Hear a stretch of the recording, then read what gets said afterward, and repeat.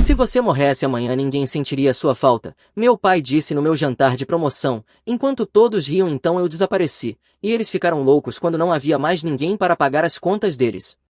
E aí, Reddit, peguem seus lanches e se preparem para a bagunça que estão prestes a ouvir. Eu sou Chase, 31 anos, homem, trabalho como eletricista e até 6 meses atrás eu era o que minha família chamava de seu alicerce financeiro, não porque eu tivesse pedido o cargo, mas porque fui burro o suficiente para pensar que ajudar a família significava algo mais do que ser a linha de crédito pessoal deles. É assim que a dinâmica da minha família estava toda ferrada. Meu pai administra uma empresa de construção que tem estado temporariamente em dificuldades desde o primeiro mandato do Obama. Ele é afiado quando se trata de manipular pessoas. Sabe exatamente como enquadrar cada pedido de dinheiro como se estivesse me fazendo um favor por me deixar investir no negócio da família, um operador bem liso quando quer algo. Minha mãe trabalha meio período em um consultório odontológico, no máximo 20 horas por semana, e passa o resto do tempo aperfeiçoando a arte da manipulação emocional. Ela tem esse sistema reduzido a uma ciência, planta a semente da culpa, rega com lágrimas e depois colhe minha conta bancária quando eu me sinto um lixo por ser um filho ingrato. Nunca pede diretamente, só menciona como está estressada com as contas e depois suspira dramaticamente até eu me oferecer para ajudar. Então tem minha irmã Rebeca, 27 anos, troca de emprego como a maioria das pessoas troca de roupa íntima e transformou ser uma vítima profissional em um esporte olímpico. Não a confunda com um caso indefeso, essa garota poderia vender gelo a esquimós quando quer dinheiro. Ela dominou a arte da criação de crises, sempre tem alguma emergência simultaneamente urgente o suficiente para exigir assistência financeira imediata, mas nunca sério o bastante para aprender com ela. Eu me tornei o caixa eletrônico deles gradualmente, começou inocente, o caminhão do meu pai quebrou, precisava de $3.200 para conserto, só dessa vez filho, tem um grande contrato começando no próximo mês, exceto que ele não tinha contrato, ele tinha uma pista que fracassou, mas naquela altura eu já tinha pago e ele já tinha passado para a próxima história triste. 7 anos dessa bobagem, 7 anos sendo tratado como um cartão de crédito ambulante sem taxa de juros e com perdão ilimitado. Eu guardei recibos de tudo, cada transferência no Venmo, cada envio, cada vez que salvei a pele deles da execução ou da retomada, tudo registrado e categorizado como prova para um processo que nunca pensei que precisaria. O alerta veio no meu jantar de promoção. Eu tinha acabado de ser promovido a supervisor elétrico, liderando uma equipe de 8 caras, aumento de $15.000, caminhão da empresa, tudo. Meu melhor amigo Peter sugeriu comemorar em uma churrascaria de alto padrão, mas meus pais insistiram em fazer na casa deles. Celebração em família disseram, mais íntimo, eu deveria saber que era uma emboscada. O jantar foi o auge da disfunção familiar. Minha mãe passou 20 minutos elogiando as novas luzes no cabelo da Rebeca, $200 de salão, enquanto ela supostamente estava falida. Rebeca ficou lá rolando o Instagram, completamente ignorando o filho de 8 anos que corria destruindo a sala de estar. Meu pai fez seus comentários passivo-agressivos habituais sobre como eu trabalho demais e preciso encontrar uma mulher disposta a lidar com alguém casado com o trabalho. Rebeca apareceu 1 hora atrasada com alguma história de trânsito, obviamente já tinha bebido em algum lugar, tinha aquele olhar vidrado de quem tomou uma e virou 4. Quando trouxeram o bolo de supermercado, meu pai se levantou com seu copo como se fosse entregar o discurso do Estado da União. Al Chase, anunciou erguendo a bebida, nosso limpador de família, o cara que nunca nos decepciona não importa a confusão em que nos metamos. Risadinhas ao redor da mesa, eu deveria ter visto o que vinha. Pois, meu pai continuou sorrindo como se tivesse acabado de pensar em algo absolutamente hilário. Se você morresse amanhã ninguém sentiria sua falta, só entraríamos em pânico sobre quem iria consertar nossos problemas e pagar nossas contas. A sala explodiu, Rebeca chegou a espirrar refrigerante pelo nariz de tanto rir, minha mãe riu e concordou, meu sobrinho perguntou o que o avô quis dizer e Rebeca disse a ele, o tio Chase é o nosso banco pessoal, querido.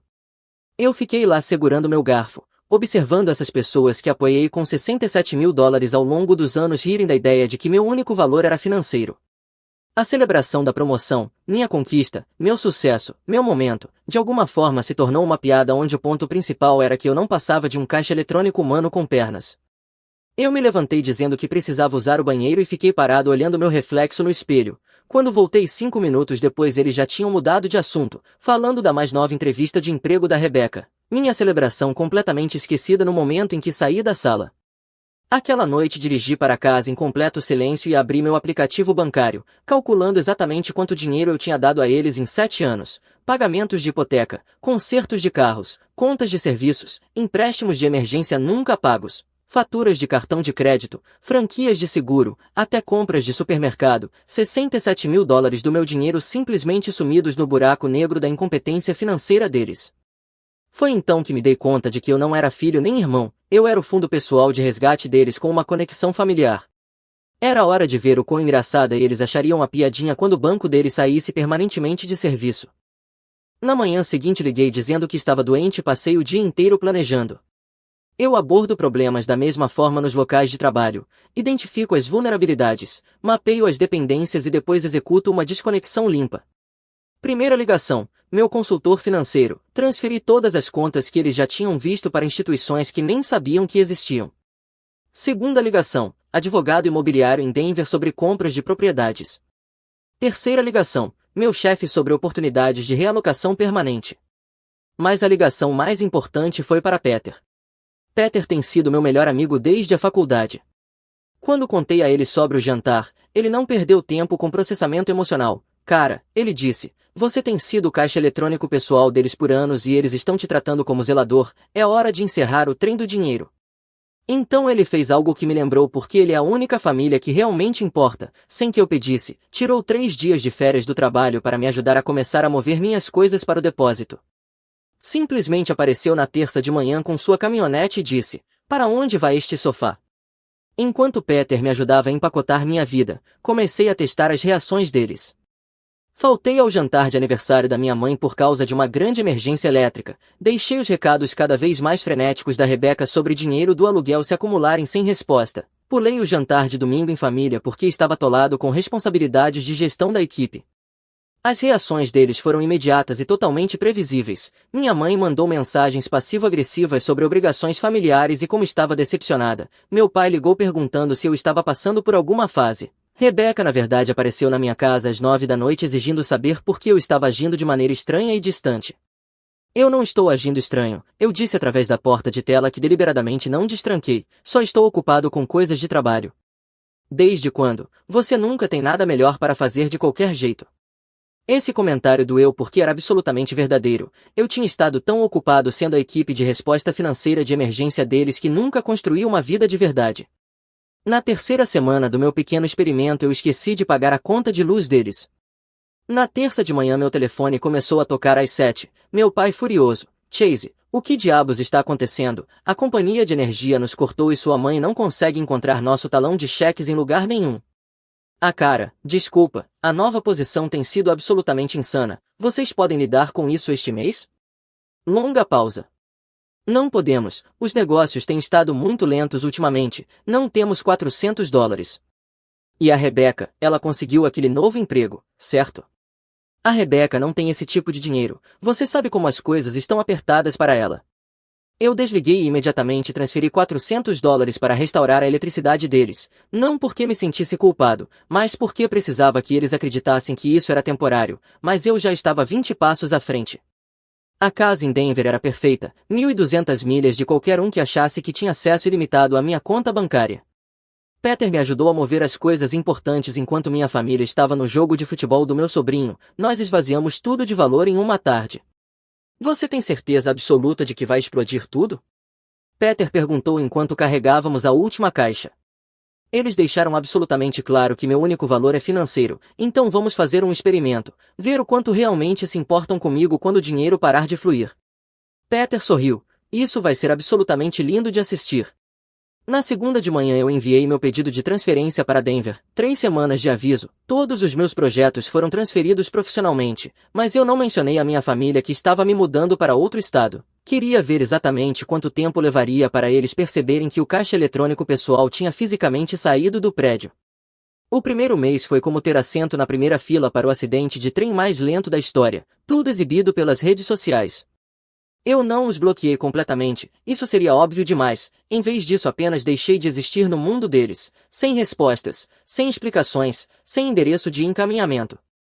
O Instagram da Rebecca virou um documentário em tempo real de colapso financeiro disfarçado de conteúdo de estilo de vida. Começou com as fotos habituais de balada e besteira de vivendo minha melhor vida. Depois mudou gradualmente para posts cada vez mais desesperados sobre por que ser adulto é tão difícil e alguém conhece bons lugares para empréstimos rápidos. Façam-me transferência pelo Cash App por boa energia. A garota estava praticamente transmitindo ao vivo sua espiral descendente. O Facebook da minha mãe lentamente evoluiu para estranhas tentativas de culpa sobre familiares que esquecem de ligar para suas mães e compartilhando aqueles memes de boomer sobre filhos ingratos, táticas de manipulação bem sutis. Mas os recados de voz do meu pai eram puro ouro cômico. Salvei cada um. Mensagem 1. Chase me liga de volta. Precisamos discutir a situação do pagamento da hipoteca. Mensagem 7. Filho, não sei que tipo de jogo você acha que está jogando, mas precisamos conversar. Mensagem 15. Chase, sua mãe está preocupada doente. Você está tendo algum tipo de colapso. Mensagem 28. Liguei para sua empresa hoje. Eles disseram que você pediu transferência para Denver. Que diabos está acontecendo? O desespero aumentou rápido depois disso. Minha mãe ligou para minha antiga academia perguntando se eu estava agindo estranho. Meu pai entrou em contato com quem ele achava que era meu senhorio, exceto que eu já era dono da minha casa há 3 anos. O que mostra exatamente quanta atenção eles prestaram à minha vida real. Rebecca de alguma forma conseguiu o número direto do meu departamento de RH e tentou convencê-los de que eu estava tendo uma crise grave de saúde mental. Nenhum dos trabalhos de detetive amador deles conseguiu alguma coisa porque eu tinha coberto minhas trilhas como profissional de ofício que realmente sou. Correspondência encaminhada para uma caixa postal em Denver. Número de telefone transferido para uma operadora completamente diferente. Registro do carro transferido para o Colorado. Contas bancárias movidas para cooperativas de crédito que eles nunca tinham ouvido falar. Enquanto isso, na realidade deles em rápido colapso, as contas continuavam chegando sem Chase para lidar automaticamente com elas. Na sexta semana Peter me ligou rindo. Cara, seu pai acabou de aparecer no meu canteiro de obras. Capacete completo e colete de segurança. Tudo. Você está brincando comigo? Falo sério. Marchou direto até meu capataz perguntando se ele sabia onde você estava. Disse que era uma emergência familiar. O que você disse a ele? Que você estava bem e que talvez ele devesse tentar te tratar como filho em vez de conta bancária se quisesse que você ficasse por perto. Ele ficou vermelho de raiva e começou a gritar sobre moleques desrespeitosos que não entendem as obrigações familiares. Aposto que ele acha que você está mentindo sobre saber onde eu estou. Ah, ele definitivamente acha que estou mentindo, mas aqui está a parte bonita. Antes de sair furioso, ele perguntou se eu poderia ajudar a família com um empréstimo para o pagamento da hipoteca, $2.000. Simplesmente me pediu diretamente como se eu tivesse obrigação de dar dinheiro. Eu quase engasguei com meu café. Ele te pediu dinheiro com a maior cara de pau? Eu disse a ele que não estou aberto para caridade. Naquela noite recebi meu primeiro contato direto em 2 meses. Mensagem da minha mãe às 11h47 da noite. Chase, eu não sei onde você está ou o que fizemos para te chatear, mas por favor volte para casa. O estresse do seu pai está afetando o coração dele. A Rebecca perdeu o apartamento e teve que voltar a morar conosco com o Tyler. Nós não conseguimos administrar tudo isso sem a sua ajuda. Por favor, apenas ligue e nos deixe saber que você está seguro. Eu encarei aquela mensagem por mais de 1 hora. Parte de mim queria ceder e consertar tudo como sempre tinha feito, mas então me lembrei das risadas no meu jantar de promoção, da maneira casual como meu pai tinha descartado toda a minha existência como piada. 7 anos sendo tratado como empregado contratado em vez de família. Eu não respondi. 3 dias depois Peter me mandou uma atualização. Não estou brincando, eles contrataram um detetive particular. Hora do jogo. A coisa do detetive deveria ter me preocupado, mas honestamente foi hilário. Essas pessoas que passaram anos sem dar a mínima para minha vida pessoal de repente achavam que eu era importante o suficiente para serviços profissionais de caçada humana. Peter me mantinha atualizado sobre o circo em casa. Aparentemente eles tinham contratado algum substituto barato do Magnum PI que cobrou $1.200 adiantado e depois passou 2 semanas perguntando aos mesmos vizinhos as mesmas perguntas, um verdadeiro perigo. A melhor parte, Rebecca tentou registrar um boletim de ocorrência de pessoa desaparecida. Entrou na delegacia com posts impressos do Facebook e capturas de tela de mensagens exigindo que emitissem um alerta para o irmão mentalmente instável que tinha abandonado as responsabilidades familiares.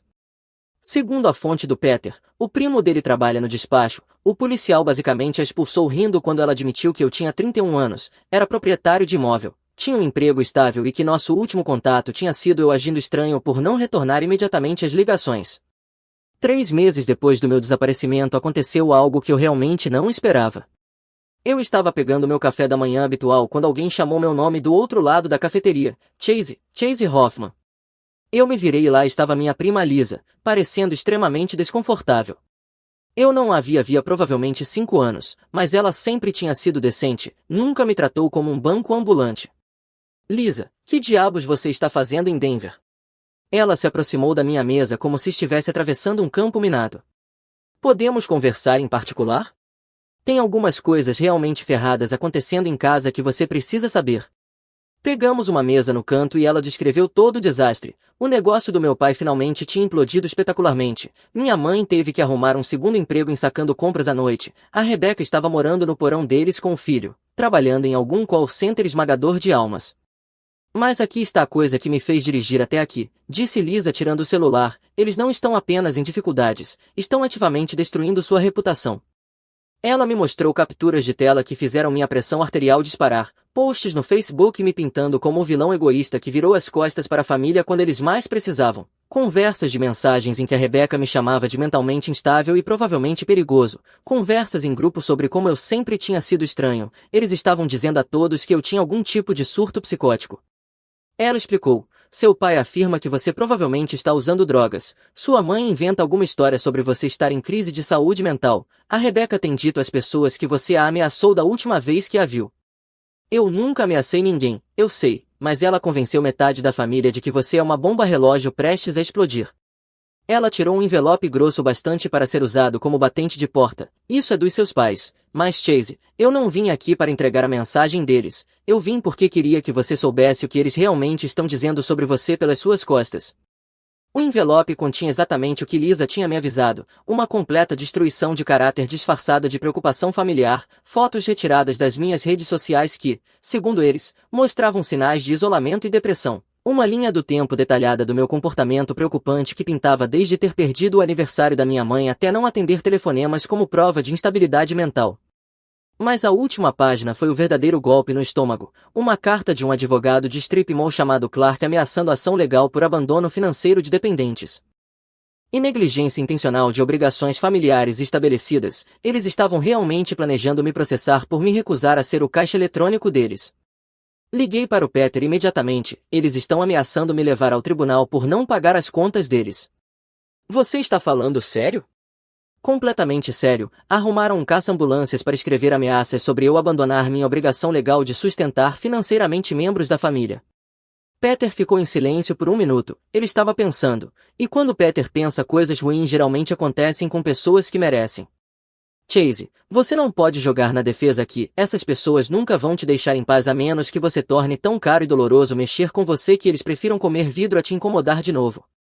Ele estava absolutamente certo, eles não iam me deixar seguir quieto para minha nova vida, eles estavam escalando. Era hora de lembrá-los do que acontece quando você mexe com um cara paciente.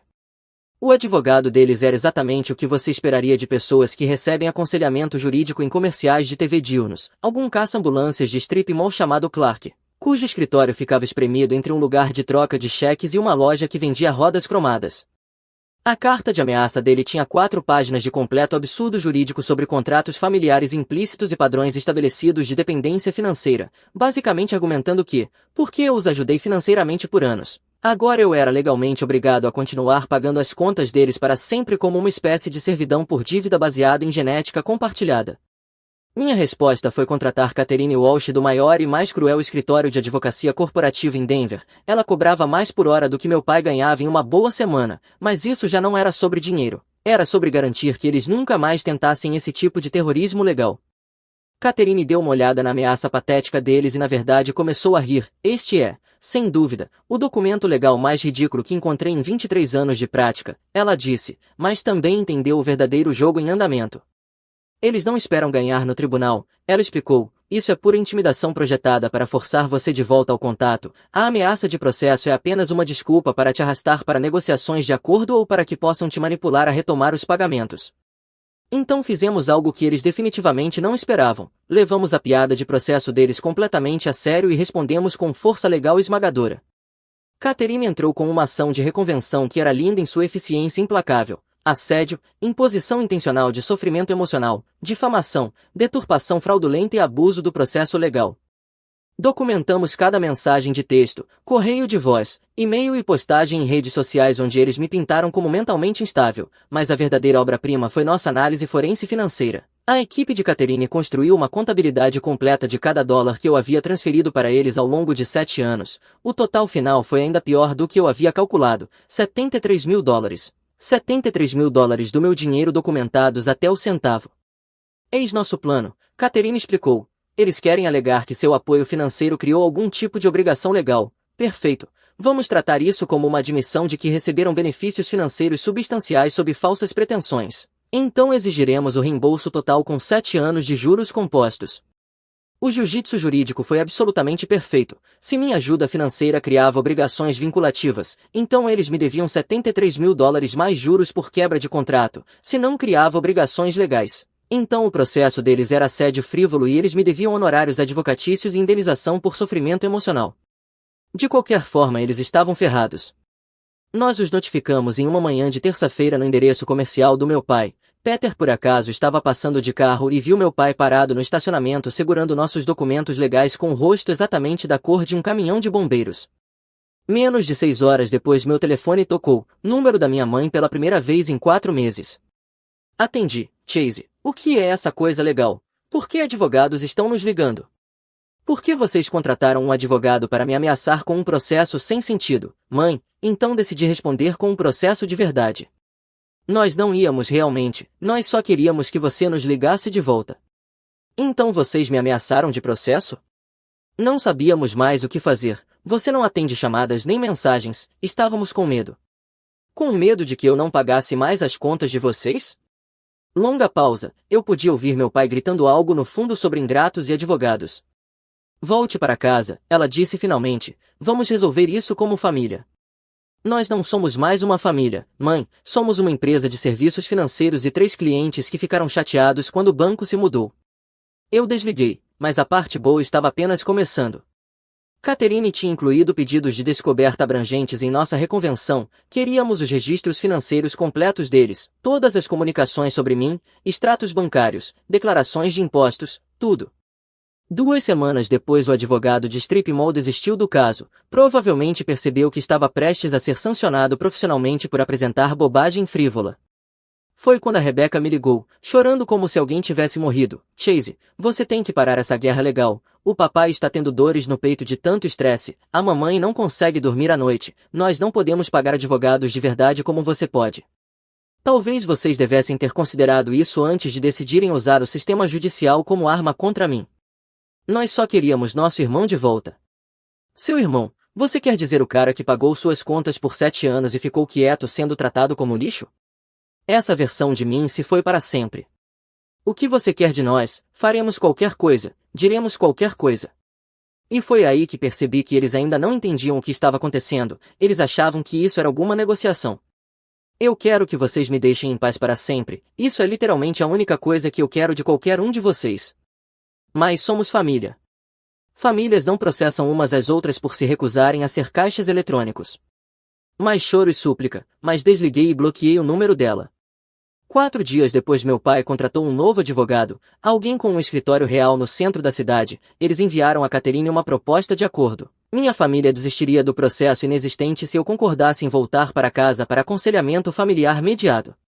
Catherine encaminhou a oferta com uma nota, eles ainda acham que você está negociando. Ela estava absolutamente certa, eles literalmente não conseguiam processar o conceito de que eu tinha acabado com eles de forma permanente, isso foi uma amputação completa.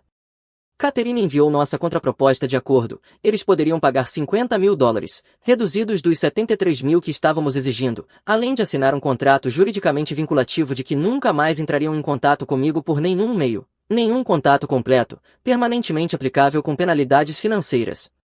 A resposta deles veio em menos de 24 horas, absolutamente não, eles preferiam ir para o tribunal de verdade, arriscar perder tudo e pagar enormes honorários advocatícios a concordar em me deixar em paz. Isso nunca foi sobre amor familiar ou dificuldades financeiras ou mesmo dinheiro em si, isso era sobre controle. Peter voou para Denver no fim de semana, nós sentamos no meu deck bebendo e assistindo o pôr do sol pintar as montanhas rochosas de roxo e dourado. Você percebe que eles nunca vão desistir voluntariamente, certo? Ele disse. Sim. Então qual é o objetivo final aqui? O objetivo final é fazer com que isso custe dinheiro de verdade toda vez que tentarem entrar em contato comigo. Agora me assediar é entretenimento gratuito, eu preciso tornar isso caro o suficiente para que eles não possam se dar ao luxo de continuar jogando esses jogos. O sorriso do Peter era pura malícia, agora você está falando a minha língua. Na segunda-feira de manhã liguei para Catherine com instruções atualizadas. Nada mais de ofertas de acordo. Nós íamos levar isso ao extremo e pedir tudo. Restituição financeira completa, danos punitivos, honorários advocatícios, custas judiciais e uma ordem de restrição permanente com penalidades criminais por violações. Era hora de acabar com essa guerra.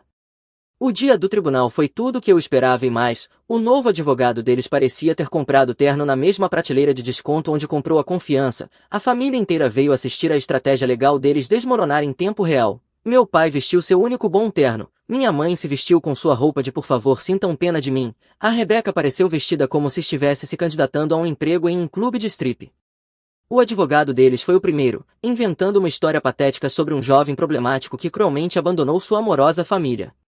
Quando Catherine se levantou para apresentar nosso caso, ela não perdeu um único segundo com sentimentos ou dinâmicas familiares. Foi direto na garganta legal. Meritíssimo, os réus estão pedindo a este tribunal que acredite que um homem de 31 anos, proprietário de imóvel, com emprego estável e sem histórico de doença mental, de alguma forma se tornou legalmente incompetente exatamente no momento em que parou de financiar o estilo de vida deles. Ela apresentou nossas provas financeiras, 7 anos de pagamentos documentados, cada transação categorizada e cruzada, $73 mil em apoio financeiro voluntário ao longo de 7 anos. Quando esse apoio naturalmente terminou, eles contrataram detetives particulares, fizeram declarações falsas a agências policiais e tentaram usar o sistema judicial para forçar a continuação dos pagamentos através de intimidação legal. Quando ela me chamou para testemunhar, o advogado deles tentou desesperadamente me pintar como mentalmente instável, fez perguntas sugestivas sobre minha mudança repentina para Denver, meu completo isolamento da família, meu abandono de responsabilidades antigas. Eu mantive cada resposta curta, factual e profissionalmente calma. Mas estes são seus pais e irmã, disse o advogado como se tivesse acabado de entregar algum tipo de devastador contra-interrogatório. Sim, eles são. E no meu jantar de promoção, um evento destinado a homenagear minha conquista profissional, meu pai disse para uma sala cheia de pessoas que se eu morresse amanhã ninguém sentiria minha falta pessoalmente. Eles apenas entrariam em pânico sobre quem iria pagar as contas deles. Eu decidi testar essa hipótese cientificamente. Quando Catherine contra-interrogou meu pai, a máscara caiu completamente. Sr. Hoffman, o senhor testemunhou que seu filho tinha um dever moral de sustentar financeiramente a família. Pode citar alguma autoridade legal que estabeleça esse dever? Não se trata de autoridade legal, trata-se de responsabilidade familiar, trata-se de lealdade. E que tipo específico de apoio a família forneceu em troca de $73 mil em assistência financeira? Meu pai começou a se debater falando sobre criá-lo corretamente e fornecer um lar amoroso. Sr. Hoffman, no jantar de promoção do seu filho, o senhor disse à família reunida que se ele desaparecesse ninguém sentiria a falta dele pessoalmente. Isso foi só uma piada. O testemunho da Rebeca foi ainda mais devastador. Catherine tinha capturas de tela literalmente de todas as postagens em redes sociais onde ela me difamou publicamente. Quando foi solicitada a fornecer provas específicas dessa suposta instabilidade perigosa, ela não conseguiu apontar nada além de, ele parou de atender minhas ligações e não quis mais me dar dinheiro. Senhorita Hoffman, você afirma que seu irmão a ameaçou verbalmente durante sua última conversa. O que exatamente ele disse?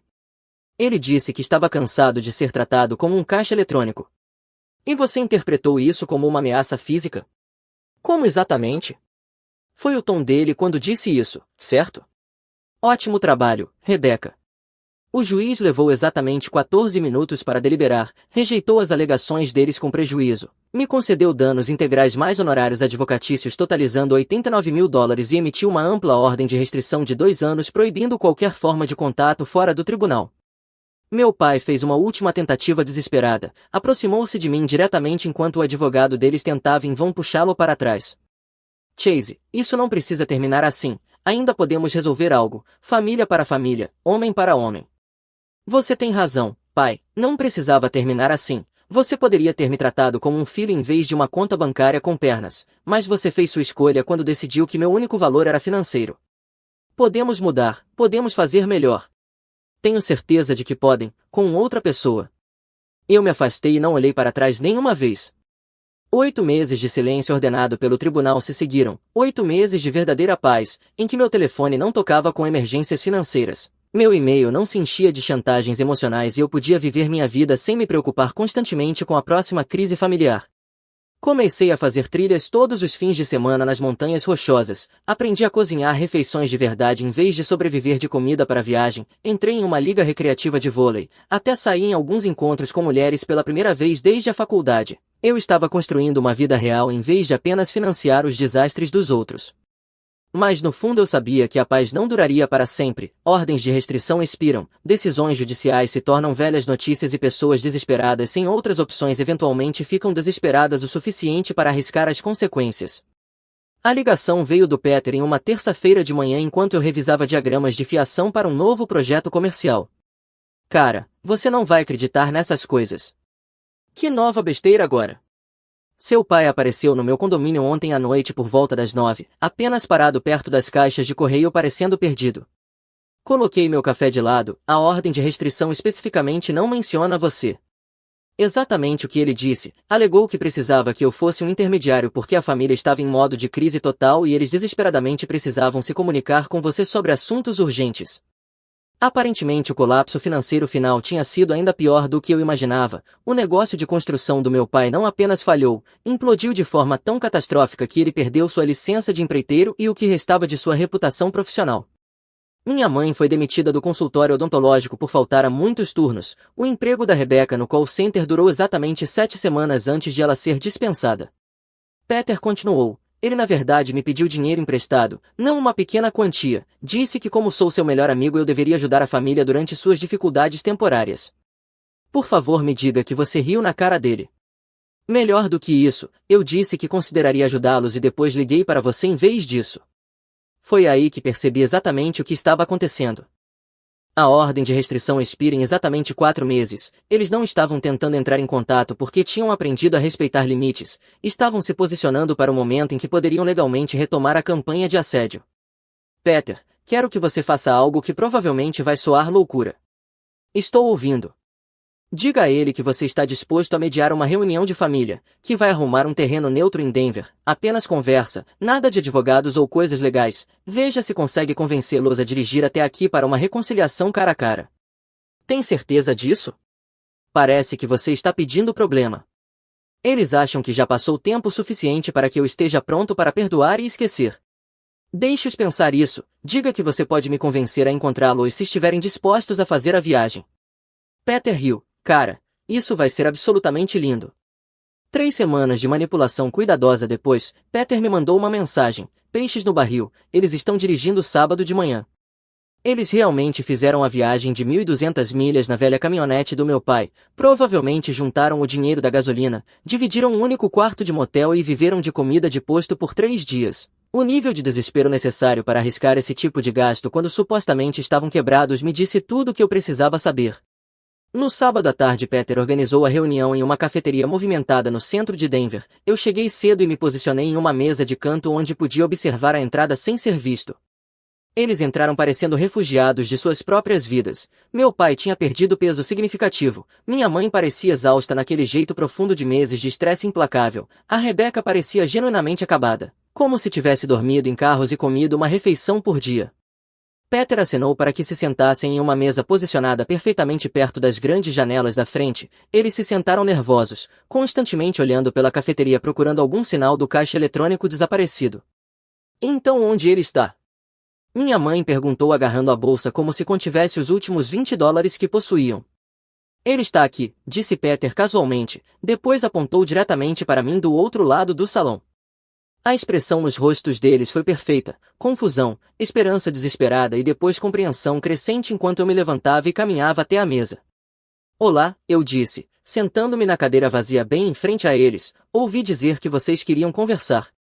Meu pai começou imediatamente seu discurso preparado, como se tivesse ensaiado durante toda a viagem. Filho, sabemos que as coisas saíram completamente do controle, cometemos erros sérios, dissemos coisas que não deveríamos ter dito. Mas no fim do dia somos família e família cuida uns dos outros nos tempos difíceis.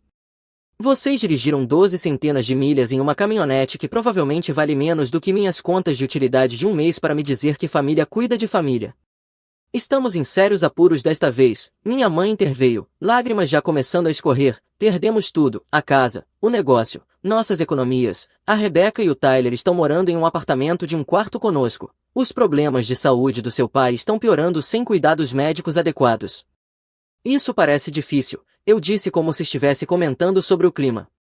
Precisamos de ajuda, disse Rebecca inclinando-se desesperadamente. Apenas assistência temporária para nos reerguer. Aprendemos nossa lição sobre te subestimar, agora entendemos o que você significava para esta família. Vocês realmente entendem? Sim, disse minha mãe rapidamente. Sabemos que te machucamos muito. Sabemos que abusamos da sua generosidade. Estamos dispostos a fazer qualquer coisa para consertar isso. Fiquei sentado por um longo momento observando-os se contorcer. Eram pessoas quebradas, desesperadas, pessoas que finalmente aprenderam da maneira mais difícil quanto realmente custava queimar pontes com a única pessoa que os impediu de viver debaixo de uma ponte. O que exatamente vocês estão oferecendo para fazer diferente desta vez? Perguntei. Eles trocaram olhares como se tivessem se preparado para exatamente essa pergunta durante a viagem da pobreza. Vamos te pagar de volta, disse meu pai com sinceridade, cada centavo com juros, assinaremos contratos legais, faremos tudo completamente oficial. Vão me pagar com que dinheiro? Vocês acabaram de explicar que perderam tudo. Nós vamos dar um jeito, arrumar empregos, vender o que restar, o que for preciso para corrigir isso. E enquanto vocês dão um jeito, só nos ajude a nos estabilizar, o primeiro mês de aluguel em um lugar decente, depósitos de segurança, talvez um pequeno empréstimo para recomeçar, nada como nos velhos tempos, aprendemos a lição. Eu quase comecei a rir ali mesmo. Deixe-me ver se entendi a proposta, eu disse devagar, vocês querem que eu dê dinheiro agora para que eventualmente me paguem de volta com o dinheiro que já me devem de anos atrás, é isso mesmo? É mais complicado do que isso. Protestou Rebecca. Somos família, nós te amamos, sentimos sua falta. Sentem falta da minha conta bancária. Isso não é justo e você sabe disso. Não é? Meu pai literalmente anunciou no meu jantar de promoção que se eu desaparecesse vocês só entrariam em pânico sobre quem iria pagar suas contas. No fim das contas ele estava 100% certo. Meu pai tentou interromper, mas eu levantei a mão. Estou ausente há mais de 1 ano e meio. Durante todo esse tempo quantos de vocês ligaram apenas para saber como eu estava? Não pedindo dinheiro, não me culpando por obrigações familiares, apenas verificando se eu estava feliz, saudável ou vivo. Silêncio, certo? Por que vocês não se importam realmente comigo como ser humano, se importam com o que eu posso fazer financeiramente por vocês, e agora que todas as outras opções se esgotaram vocês voltaram para ver se o caixa eletrônico está pronto para começar a soltar dinheiro de novo? Chase, por favor, disse minha mãe, eu recuei antes que ela pudesse me tocar.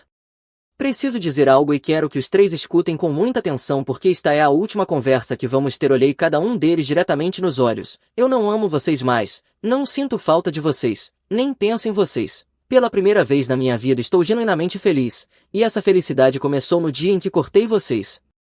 Rebecca começou a chorar mais forte, minha mãe parecia como se eu a tivesse esbofeteado, meu pai apenas me encarava chocado. Eu me levantei da mesa, dirijam com cuidado para casa, tenho certeza de que é uma longa viagem quando se está rodando com fumaça e falsas esperanças. Chase, espere, minha mãe chamou levantando-se, estou implorando, estamos desesperados, não temos para onde ir tarde demais. Saí daquela cafeteria e não olhei para trás nenhuma vez. Peter me alcançou no estacionamento. Caramba, cara, isso foi brutal, você está se sentindo bem com isso? Sim, eu disse, e quis dizer completamente, estou me sentindo perfeito. Nunca mais ouvi falar deles desde aquele dia e nunca mais ouvirei. Algumas pontes não valem a pena ser mantidas, alguns membros da família não valem a pena ser preservados, e pela primeira vez na minha vida isso parece exatamente como liberdade. Minha esposa anunciou, preciso explorar quem eu sou fora deste casamento. Ela fez as malas com a irmã incentivando, mas o contrato pré-nupcial e os meus recibos lhe deram um choque de realidade. E aí, Reddit?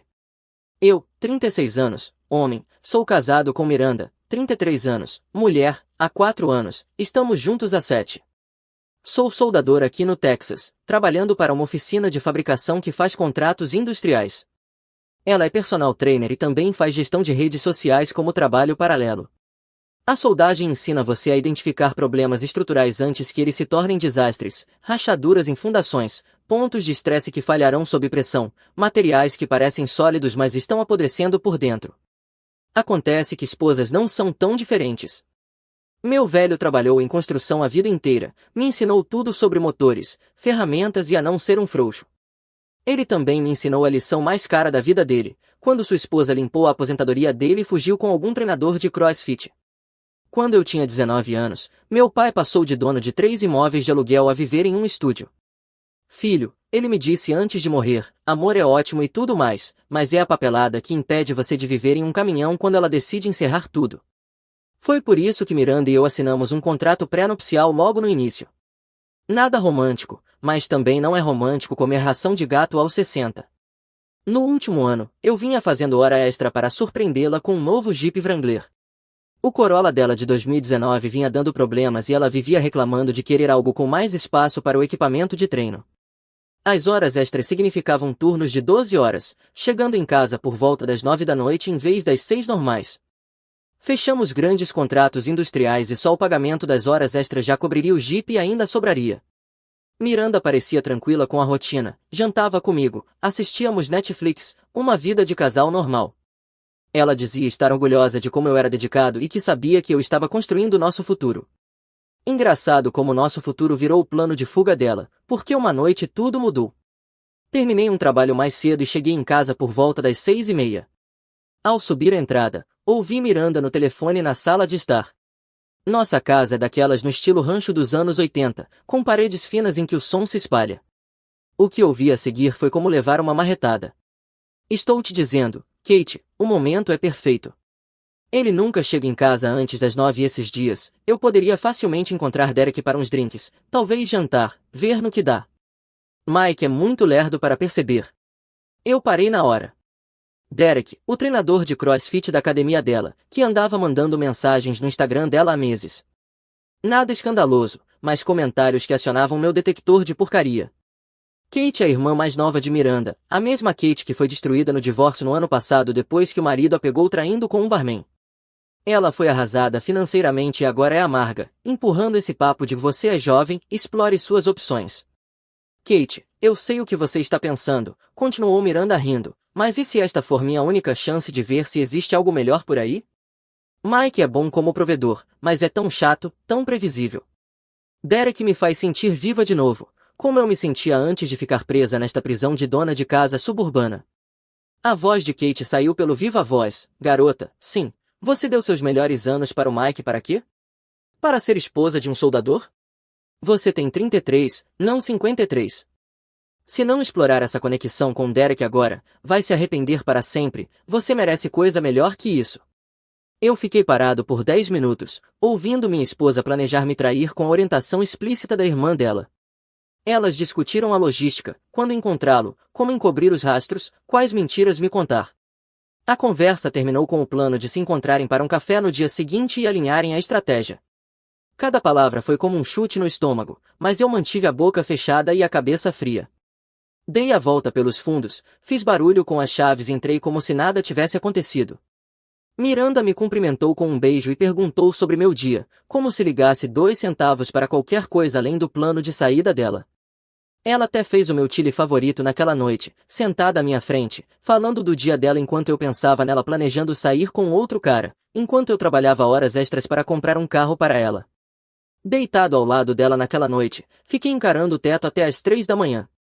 Essa mulher com quem eu estava há 7 anos planejava me apunhalar pelas costas e fazia isso com um sorriso, preparando meu prato preferido, perguntando do meu trabalho como uma esposa devota.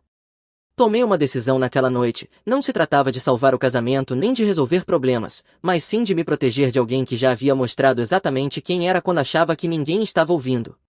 Jogo iniciado. Na manhã seguinte liguei dizendo que estava doente e fiz 2 ligações que virariam o mundo de Miranda de cabeça para baixo. A primeira foi para Jim, o advogado que cuidou do nosso pré-nupcial. A segunda foi para Tony, meu irmão mais novo. O escritório de Jim tinha chão de mármore e móveis de couro que gritavam "Eu destruo pessoas para viver". Ele revisou o pré-nupcial tomando café e confirmou o que eu suspeitava, eu estava blindado financeiramente. Você fez um bom trabalho aqui, Mike, disse ele, os bens individuais permanecem individuais, nada de pensão alimentícia a menos que haja filhos, e divisão limpa das dívidas compartilhadas. Se ela está planejando o que você acha que está, vai levar um choque de realidade que vai deixar marcas. Ele também mencionou que o Texas é um estado de consentimento unilateral, ou seja, você pode gravar conversas na sua própria casa desde que esteja presente. Tony apareceu naquela tarde com a maleta de eletricista e um sorriso que significava que alguém ia se dar mal. 3 anos mais novo que eu, forte como uma muralha e com a esperteza de rua que vem de nunca recuar diante de nada. Então sua esposa está planejando te trair, disse ele. Qual é o plano? Eu respondi, documentar tudo, deixar ela pensar que está jogando xadrez enquanto eu preparo guerra nuclear. Ele disse, o que você precisa de mim? Eu, apenas esteja pronto, isso vai ficar feio. Tony instalou algo que parecia uma caixa de som Bluetooth no nosso centro de entretenimento da sala, mas não era uma caixa de som, era um gravador que captaria tudo na área principal da casa. Nas 2 semanas seguintes eu acertei em cheio, mais 4 conversas entre Miranda e Kate, todas gravadas com clareza cristalina. Não eram apenas sessões de planejamento, eram verdadeiras aulas sobre como mulheres cheias de direito soam quando acham que ninguém está ouvindo. Na primeira, elas mapearam datas específicas em que eu estaria trabalhando até tarde. Miranda conhecia minha agenda melhor do que eu mesmo. Discutiram usar dinheiro vivo em vez de cartão para evitar rastros digitais, encontrar restaurantes do outro lado da cidade, até quais roupas provocantes ela usaria para chamar a atenção de Derek. A segunda conversa foi sobre desculpas. Decidiram que ela me diria que estava fazendo cursos de certificação em fitness à noite, 3 vezes por semana durante 6 semanas, e Kate até falsificaria documentos se eu fizesse perguntas. A terceira quase me fez socar a parede. Estavam rindo sobre como eu era ingênuo, como eu trabalhava como um cão enquanto ela planejava trocar de marido. Miranda chegou a dizer, o Mike é como um Golden Retriever, leal, previsível e completamente alheio a tudo.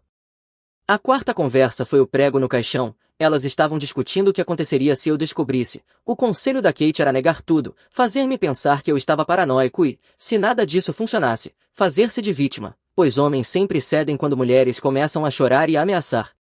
Enquanto isso, Miranda ainda agia como a esposa perfeita, me recebia com um refrigerante, perguntava sobre meus trabalhos de soldagem e até me surpreendeu com ingressos para os Rangers. A dissonância cognitiva era insana. Mas comecei a notar mudanças que ela achava que eu não perceberia, roupas de treino novas mostrando mais pele, fazendo as unhas toda semana em vez de uma vez por mês, produtos de cuidados com a pele caros que ela havia encomendado online. Ela passou a levar o celular para todo lado e a carregá-lo no lado dela da cama em vez do balcão da cozinha. O maior sinal foi como ela agia com Tony. Miranda costumava implicar com ele por deixar lama pela casa e latas de refrigerante espalhadas. Agora estava trazendo refrigerantes para ele, perguntando do trabalho e sendo doce como mel. A sua esposa está agindo muito esquisita, Tony me disse depois que ela subiu. 2 semanas depois do início da minha operação de vigilância, Miranda finalmente fez sua jogada.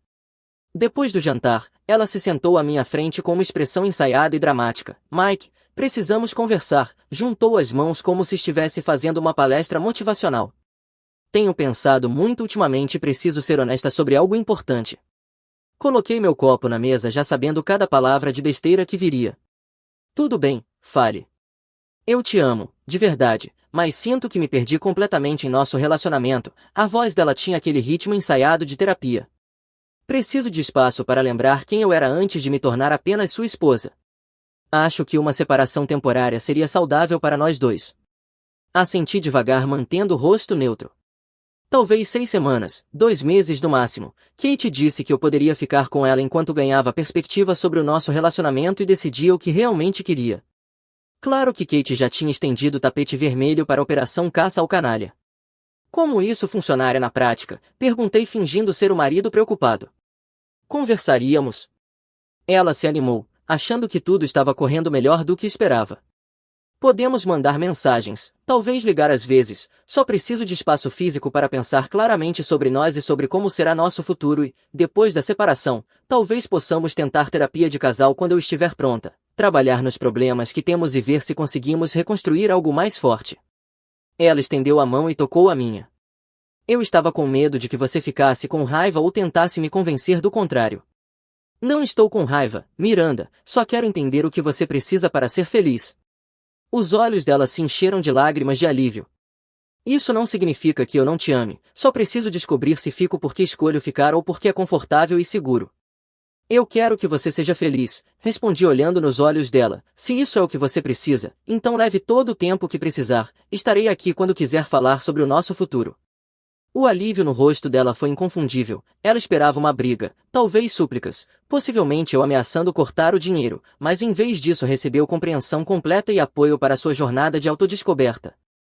Se ao menos soubesse o tipo de jornada que eu havia planejado para ela. Depois que foi para a cama, fiquei sentado na cozinha e senti algo que não esperava, não raiva, não tristeza, apenas determinação fria e clara. Agora era hora de mostrar a ela quem eu era quando parava de bancar o bonzinho. O que Miranda não sabia é que na segunda de manhã, enquanto ela mandava mensagens para Derek sobre a liberdade que se aproximava, eu estava no escritório de Jim dando entrada no divórcio, papéis entregues, taxas pagas e a máquina legal já em movimento. Ela também não sabia que os $52.000 que eu havia economizado fazendo hora extra, originalmente para o Jeep dela, já tinham sido transferidos discretamente para minha conta individual que existia antes do casamento. Nosso pré-nupcial deixava claro como cristal que bens individuais permanecem propriedade individual. O plano era lindo e simples, deixá-la pensar que estava ganhando o jogo enquanto eu queimava todo o tabuleiro. Ela se mudou no domingo de manhã com uma atuação digna da Broadway, fez as malas com 3 malas grandes enquanto me dava aquele discurso sobre me amar mas precisar explorar quem era fora de ser apenas esposa de alguém. Kate estava lá para apoio moral, me lançando olhares de simpatia como se não fosse ela marionetista puxando todos os cordões, fazendo comentários sobre como eu estava sendo maduro e compreensivo, como a maioria dos maridos teria um colapso completo. Cuide-se, Mike, disse Kate enquanto carregavam as coisas da Miranda, isso não é sobre você não ser bom o suficiente, às vezes as pessoas só precisam abrir as asas e voar. Claro, pensei, eu estava prestes a mandá-la para a lua.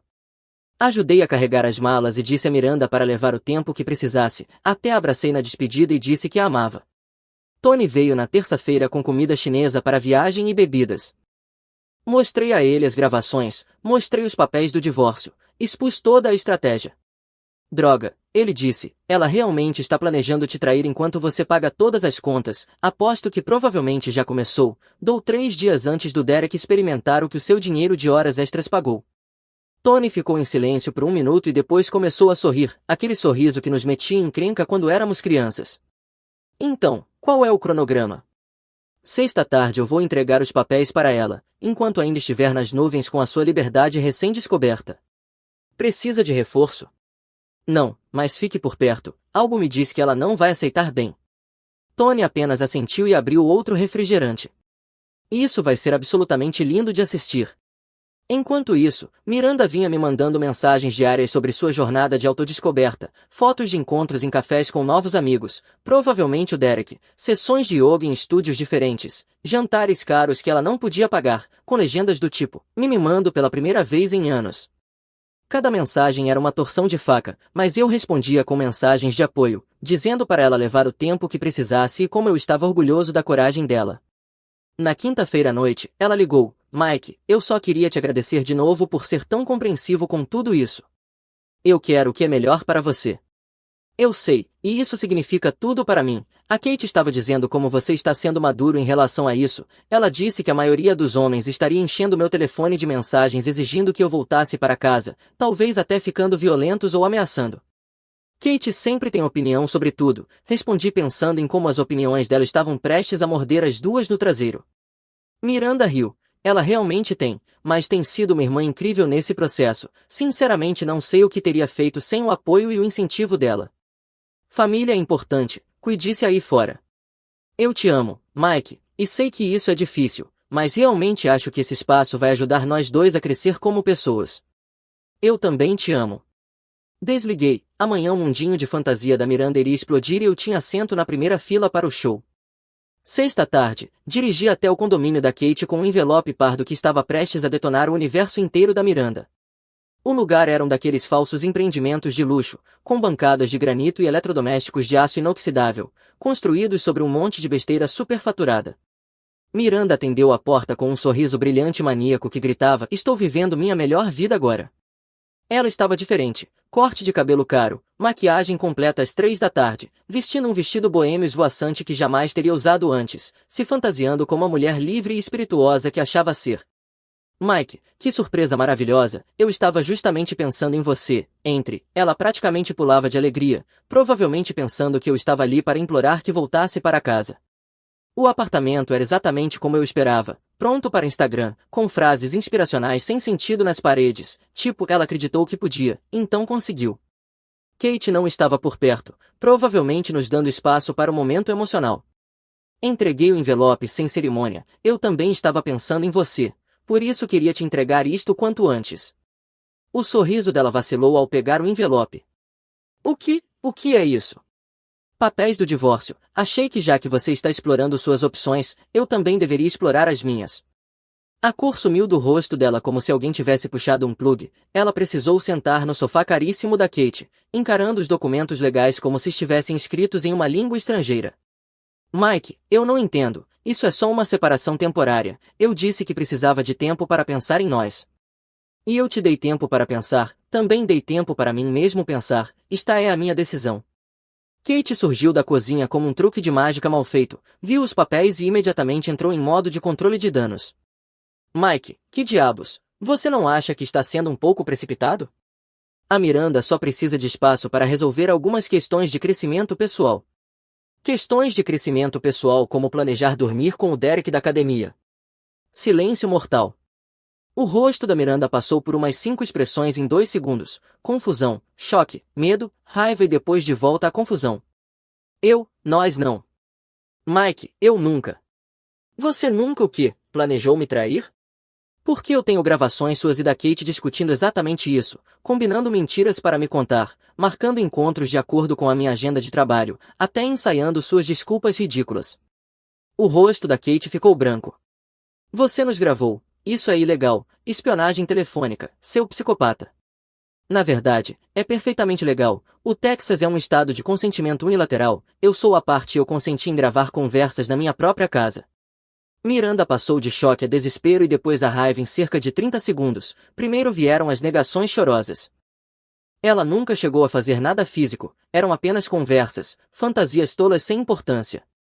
Depois veio a barganha, talvez terapia de casal, ela cortaria contato com Derek e Kate, faria qualquer coisa para salvar nosso casamento. Quando eu não cedi, ela mudou de tática completamente. Tá bom, se você vai jogar fora 7 anos por causa de algumas conversas estúpidas, então preciso de acesso à nossa conta conjunta de poupança. Eu sacrifiquei oportunidades de carreira para apoiar o seu crescimento. Eu mereço metade de tudo que construímos juntos. Foi então que dei o golpe final. O dinheiro de que você está pensando, aquele dinheiro das horas extras que você sabia que eu estava guardando, nunca foi nosso, sempre esteve na minha conta individual que existe antes do casamento. Nosso pré-nupcial deixa absolutamente claro que bens individuais permanecem propriedade individual. O rosto dela ficou branco. O quê? Não tem como você ter planejado isso. Você planejou me divorciar e me armou para eu parecer a vilã. Eu planejava te surpreender com um novo Jeep Wrangler, acabei te surpreendendo com papéis de divórcio em vez disso, a vida é engraçada assim. Ela começou a gritar sobre como tudo era injusto, como eu a enganei para assinar um pré-nupcial que a deixava sem nada, como merecia compensação por ter sido uma boa esposa. Eu lembrei que ser uma boa esposa, aparentemente, incluía planejar dormir com outros homens enquanto eu fazia hora extra para sustentá-la. Kate entrou com ameaças sobre contratar advogados e contestar o pré-nupcial, alegando que tinha sido assinado sob coação e manipulação emocional. Fiquem à vontade para tentar, disse calmamente, mas meu advogado está bem confiante na nossa documentação, temos cadeias de e-mails discutindo os termos do pré-nupcial, vídeo de nós dois assinando na presença de advogados e 4 anos de registros financeiros mostrando exatamente quem ganhou o quê. Foi quando Miranda puxou o que ela achava ser sua opção nuclear, estou grávida. Silêncio. Como um pum fora de hora. Fiquei olhando para ela por um longo momento, lembrando do vinho que ela bebeu 2 semanas atrás e dos coquetéis que postou no Instagram no último fim de semana. Parabéns, imagino que o Derek esteja animado para ser pai. Ela desabou completamente, chorando e admitindo que não estava grávida, implorando para que eu reconsiderasse, prometendo que nunca tinha feito nada físico. Talvez seja verdade, respondi levantando-me, mas você estava planejando me trair, o único motivo de não ter acontecido é porque ainda não teve oportunidade. Agora você tem um mundo inteiro de oportunidade.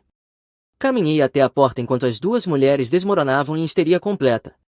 Isso é insano, Kate gritou, você não pode simplesmente destruir a vida de alguém por causa de algumas conversas privadas. Observe.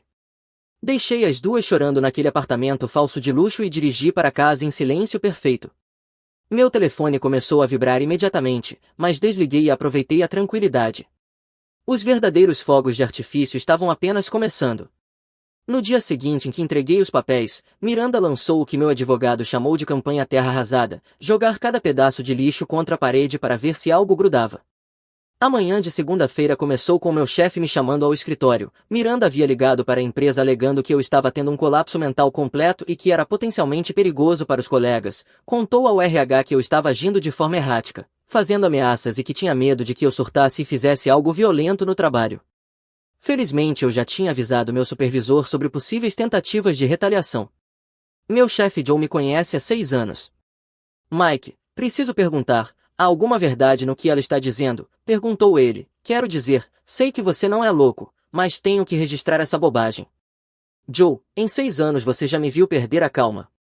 Ele riu. Você é o cara mais tranquilo que conheço. Uma vez acalmou um operador de guindaste em pânico quando o equipamento quebrou a 12 metros de altura. Minha esposa está desesperada e tentando qualquer coisa que puder imaginar. Já percebi isso, mas se ela ligar de novo vou mandar o jurídico enviar uma carta de cessar e desistir. Na terça veio a segunda rodada, a gravidez falsa com um toque a mais. Miranda ligou para meu advogado alegando que precisava de pensão emergencial devido à sua condição e que não poderia pagar o pré-natal sem minha ajuda financeira. Jean nem piscou. Vamos precisar de verificação médica de um médico licenciado. Além disso, já que os papéis do divórcio mencionam adultério, será necessário teste de paternidade. Nunca tivemos retorno sobre essa bobagem da gravidez. A quarta-feira foi a tentativa mais criativa. Kate ligou para nossos vizinhos fingindo ser assistente social investigando denúncias de violência doméstica em nosso endereço. Alegou que havia múltiplas reclamações sobre gritos e possível violência. Infelizmente para elas, um dos nossos vizinhos é Rick, um ex-delegado que passou 30 anos lidando com vigaristas. Rick desconfiou quando a assistente social Kate não conseguiu fornecer uma identidade adequada, informações de agência ou sequer soletrar corretamente o nome do nosso condado. Senhora, vou precisar de uma identidade oficial e número de credencial ou vou chamar a polícia de verdade para denunciar personificação de autoridade pública. Kate entrou em pânico e fugiu. Rick anotou a placa e ligou para seus antigos colegas. Eles rastrearam até Kate e a visitaram para tratar da denúncia falsa e da personificação de autoridade. Meu advogado documentou cada tentativa de assédio. Cada movimento desesperado só fortalecia nosso caso e mostrava ao tribunal exatamente com que tipo de pessoas estavam lidando. A quinta-feira foi estranhamente calma, calma demais. Na sexta noite recebi uma ligação que me pegou de surpresa. Derek, sim, aquele Derek. Cara, preciso falar com você sobre a Miranda. Toda essa situação saiu completamente do controle. Acontece que Miranda vinha contando um belo conto. Disse a ele que eu era abusivo e controlador, que precisava de um lugar seguro enquanto lidava com um marido perigoso. Usava nossa separação como historinha triste para ganhar simpatia e refeições grátis. Mas então começou a falar sobre precisar de dinheiro para advogados para conseguir o que merece de mim. Quando Derek sugeriu que ela arrumasse um emprego ou mais clientes, ela perdeu a cabeça e começou a exigir que ele provasse que se importava abrindo a carteira. Derek ficou desconfiado e fez uma investigação básica nas redes sociais, encontrou fotos minhas e da Miranda juntos e felizes, percebeu que a linha do tempo não batia com o que ela tinha contado sobre estar separada há meses. Olha, não quero me meter no meio de um divórcio, mas achei que você devia saber que ela estava mentindo para nós dois. Ele parou de atender as ligações dela, até o plano reserva estava abandonando o barco, lindo. Foi aí que Tony apareceu com pizza e bebidas, como se tivesse um sexto sentido de quando eu precisava de reforço. Ouvi dizer que sua esposa esteve ocupada esta semana, disse ele. O Rick me contou sobre aquela palhaçada da falsa assistente social. Isso é burrice em nível de crime grave. Ela está desesperada. Pessoas desesperadas fazem coisas incrivelmente estúpidas. Qual é o cronograma daqui pra frente? Audiência no tribunal na terça. Depois disso acabou. Tony assentiu. E se ela tentar mais alguma idiotice? A gente resolve. Eu estava enganado ao achar que ela não tinha mais cartas para jogar. Miranda ainda tinha um último as na manga, e seria a jogada mais idiota dela. A audiência final foi na manhã de terça-feira, na sala do juiz Lopes. Miranda apareceu com um defensor público. Aparentemente não podia pagar advogado particular depois de torrar as economias na sua jornada de autodescoberta. O advogado parecia recém-saído da faculdade de Direito e como se preferisse estar em qualquer outro lugar. Eu me sentei ao lado de Jim, que usava seu melhor terno e estou prestes a destruir alguém, carregando uma pasta cheia de documentação que faria as mentiras da Miranda virarem pó. Miranda tentou uma última cartada desesperada. Seu defensor público alegou que o pré-nupcial fora assinado sob coação, que eu havia escondido bens aos quais ela tinha direito e que merecia pensão por ter sacrificado oportunidades de carreira. Jim se levantou e apresentou calmamente nossas provas. Vídeo de nós dois assinando pré-nupcial com nossos advogados presentes, cadeias de e-mails em que discutimos e concordamos com cada termo, registros financeiros completos mostrando cada centavo ganho durante o casamento.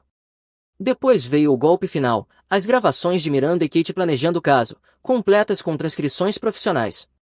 A juíza Lopes ouviu cerca de 30 segundos da Miranda rindo sobre como eu era ingênuo antes de já ter ouvido o suficiente. Senhora, disse ela olhando diretamente para Miranda, a senhora está alegando que foi coagida a assinar este acordo pré-nupcial. Excelência, eu era jovem e apaixonada, não entendi totalmente as implicações. Você tinha 29 anos, com diploma universitário, o registro mostra que teve assessoria jurídica independente que a orientou por 3 semanas, correto? O advogado de Miranda sussurrou algo, ela assentiu relutantemente. E estas gravações? Você nega que a sua voz planejando cometer adultério enquanto seu marido fazia hora extra para te sustentar. Outra conferência sussurrada, outro aceno relutante. Divórcio concedido, sem pensão, sem divisão de bens além do saldo da conta conjunta de $2.847. Senhora Wilson, a senhora é responsável por suas próprias custas judiciais e quaisquer dívidas contraídas durante a separação. O martelo bateu como um tiro. O defensor público de Miranda se inclinou. Senhora, eu realmente aconselho a não apelar, estaria jogando dinheiro bom em algo perdido. Depois da audiência, Jimmy contou que seu investigador havia descoberto sobre a fase de exploração da Miranda. Ela vinha vivendo como se já fosse divorciada e tivesse direito à metade dos meus bens, novo guarda-roupa, jantares caros, tratamentos de spa, até uma viagem de fim de semana a Dallas com a Kate, tudo financiado com cartões de crédito estourados que ela achava que eu pagaria. Agora ela era pessoalmente responsável por cerca de $13.500 em dívidas da sua jornada de autodescoberta. No fim de semana troquei as fechaduras e instalei um sistema de segurança profissional, câmeras cobrindo todas as entradas, sensores de movimento, tudo. Miranda ainda tinha Kate e alguns amigos em comum mandando mensagens raivosas sobre como eu havia destruído a vida de uma boa mulher, mas telefones têm função de bloqueio por um motivo. A parte estranha foi como eu me senti incrível, não amargo, não com raiva, apenas completamente livre. A casa parecia minha, eu podia voltar para a paz de verdade em vez de me perguntar qual nova manipulação me esperava. Tony veio no fim de semana ajudar a reorganizar os móveis e comemorar com churrasco. Você sabe que ela não terminou ainda, certo? Disse ele enquanto grelhávamos. Mulheres assim não aceitam a derrota e simplesmente seguem em frente em silêncio. O que você acha que ela vai tentar agora? Não faço ideia, mas seja o que for, vai ser estúpido e desesperado. Ele tinha razão, mas eu não estava preparado para o quão estúpida Miranda seria. 3 semanas depois do divórcio ser finalizado, Miranda apareceu no meu trabalho como um fantasma de um pesadelo que eu achava ter acabado. A segurança ligou antes de deixá-la subir ao andar da oficina. Mike, tem uma mulher aqui embaixo dizendo que é sua esposa, ela está, bem acabada, deixamos subir. Ex-esposa, sim, deixem subir mas fiquem por perto. Miranda parecia um desastre quando entrou na nossa sala de descanso, olheiras profundas, roupas amassadas, cabelo que não vi escova há uma semana, a versão polida que explorava a si mesma tinha sumido, substituída por desespero em forma humana. Mike, por favor, só 5 minutos, eu preciso falar com você. Fechei a porta e me sentei à frente dela. Cometi um erro enorme, eu estava confusa e a Kate envenenava minha mente sobre a grama ser mais verde, e eu simplesmente estraguei tudo o que tínhamos. Fiquei sentado em silêncio. O Derek se mostrou um completo lixo. Assim que descobriu que eu estava falida e cheia de contas judiciais, ele me ignorou completamente. O apartamento da Kate é um buraco e agora ela está me cobrando aluguel que eu não consigo pagar. Continuei em silêncio. Meus cartões de crédito estão estourados e não consigo pagar nem o mínimo. Meu carro está prestes a ser retomado. Mal consigo comprar mantimentos metade do tempo. Finalmente falei. Ah não, e o que isso tem a ver comigo? Por favor, Mike, eu sei que te magoei, sei que traí completamente sua confiança, mas tivemos 7 anos juntos, isso tem que valer alguma coisa. Não, esses 7 anos acabaram no momento em que você decidiu me trair enquanto me mantinha como seu plano reserva. Mas eu nunca realmente traí, nunca dormi com Derek, nunca o beijei. Não me importa, a única coisa que te impediu foi não ter tido a oportunidade ainda. Ela começou a chorar feio, soluços desesperados. Estou perdendo tudo, tudo. Se vire, é isso que significa se descobrir, não é? Você queria ver o que havia lá fora, agora já sabe. O que eu vou fazer? Não tenho mais nada. Levantei-me, A conversa acabou. Não venha ao meu local de trabalho de novo e não entre mais em contato comigo. Nós terminamos. Você não pode simplesmente me jogar fora como lixo. Eu te dei os melhores anos da minha vida. Você me deu 7 anos de mentiras. Siga em frente. A segurança a escoltou para fora, mas eu tinha a sensação de que aquilo não tinha acabado. Naquela noite ela começou a ligar a cada hora, das 8 da noite até as 3 da manhã. Eu já havia bloqueado o número dela, mas ela usava o telefone da Kate, celulares emprestados, até telefones públicos, como uma perseguidora dos anos 90. As mensagens de voz variavam entre súplicas desesperadas, ameaças raivosas e divagações sobre como eu destruía a vida dela e que faria eu pagar. Tony passou a noite lá em casa e ouvimos algumas mensagens enquanto bebíamos na varanda dos fundos. Essa mulher perdeu completamente a cabeça, disse ele depois de um recado particularmente insano, onde ela ameaçava contar para todos a verdade sobre mim. Ela entrou no modo ex-esposa psicopata total. No dia seguinte veio o grande espetáculo. Eu estava trabalhando na garagem quando o sistema de segurança disparou. As câmeras mostraram Miranda no meu quintal da frente, batendo na porta e gritando sobre como eu destruía a vida dela e que não sairia até eu ajudá-la. Ela continuou assim por 2 horas seguidas, gritando, chorando, exigindo que eu saísse para enfrentá-la como um homem. Os vizinhos começaram a sair para ver o que estava acontecendo. Finalmente Rick chamou a polícia. Quando os policiais chegaram, Miranda disse que eu havia roubado dinheiro dela e que tinha direito legal à metade de tudo. Os oficiais foram profissionais mais claros. Aquilo era um assunto civil já resolvido no tribunal e ela precisava sair imediatamente.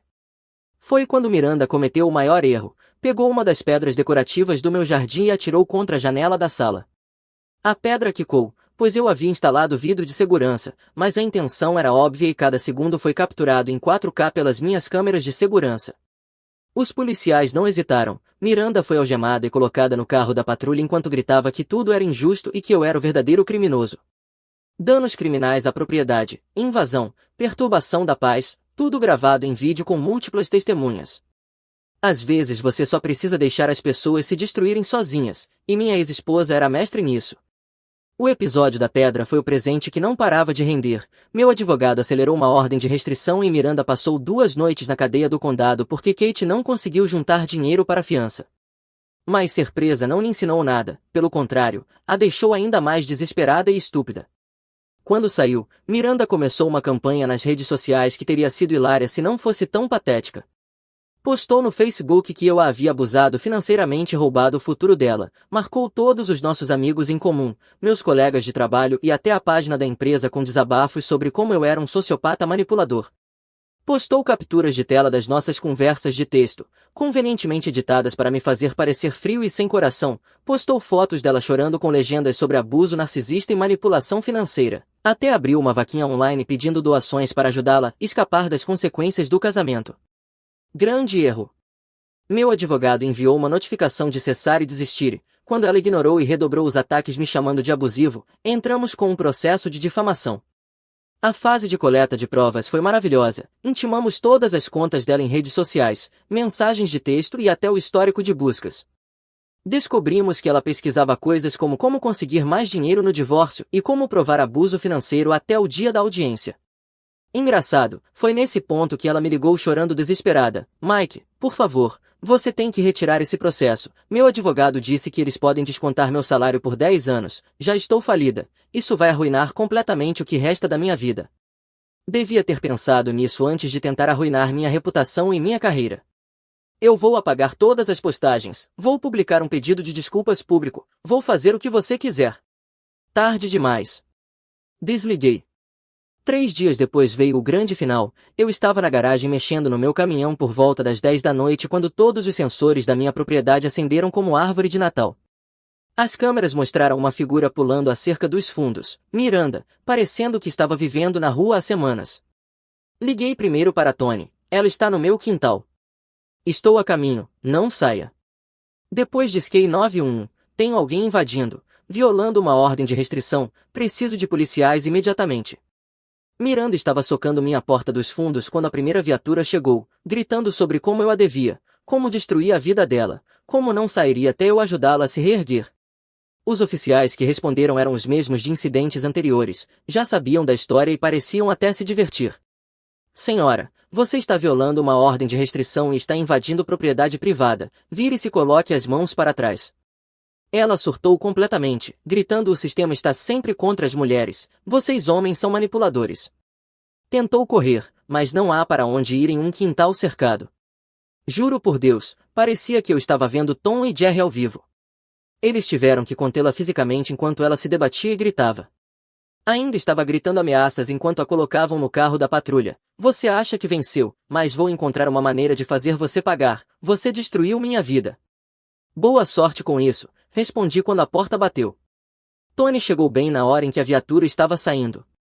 Bem, essa é uma forma de acabar com isso, disse ele abrindo uma bebida. Acha que finalmente acabou o show da Miranda? É melhor que sim, ela está prestes a pegar uma pena séria por violar a ordem de restrição, além do processo de difamação.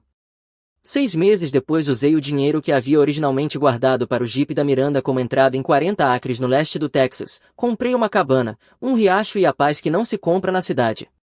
Às vezes recebo atualizações por amigos em comum. Miranda cumpriu 4 meses por violar a ordem de restrição e invasão, agora trabalha em um call center, mora em um pequeno apartamento e ainda lida com a ruína financeira que criou. Kate, aparentemente, não aprendeu nada ao ver a vida da irmã desmoronar e atualmente está traindo um novo namorado. Algumas pessoas simplesmente nunca aprendem.